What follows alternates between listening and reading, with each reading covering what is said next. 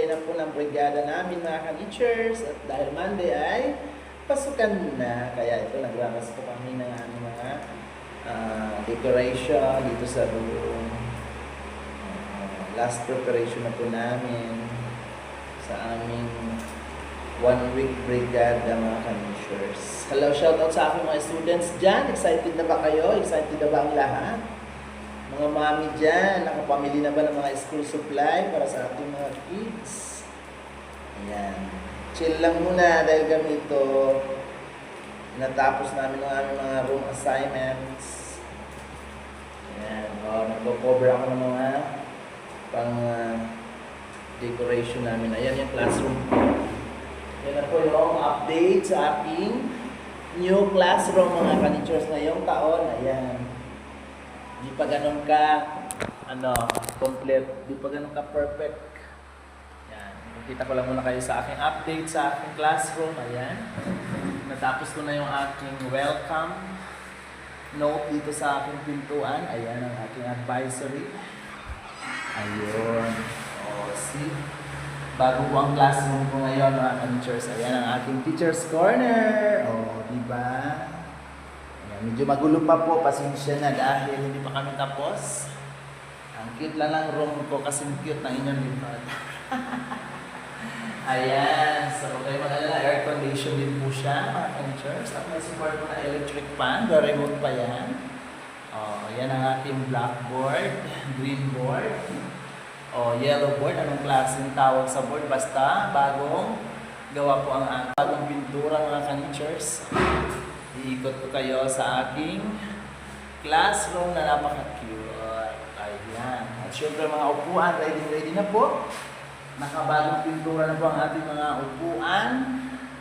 Naka-varnish na po at nakapintura yan. Ayan. For today's video, ito po ang day 5, last day na po ng aming Brigada Eskwela ngayong taong pasukan na ito, 2026-2027. Ang yung lingkod sa servants, ang influencer ng simpleng buhay. Ayan, shoutout sa lahat ng aking mga mami, shoutout ng mga students dyan, ang mga excited na, nakapamili na ba ang lahat ng mga school supply? Ang mga hindi pa nakapag-enroll, mag-enroll na po. Ayan, ready na ang ating classroom, hindi pa po tapos.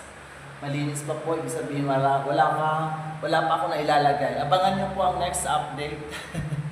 Ipapakita ko sa inyo pag natapos ko na po ng buong ito. Busy pa ang inyong lingkod. Ayan. Busy. Ito po na yung aking mga finished product. Ito po nakakabit, Inokubiran ko pa po. At ito na. Ating mga finished product. Mga nakubiran ko na mga ka-teachers. Ayan, So medyo matrabaho po. Marami pa akong gagawin. Yan, ready na po ang aking mga books sa aking new shelves. Ayan. So, bagong gawa po ang aking bookshelves. Okay?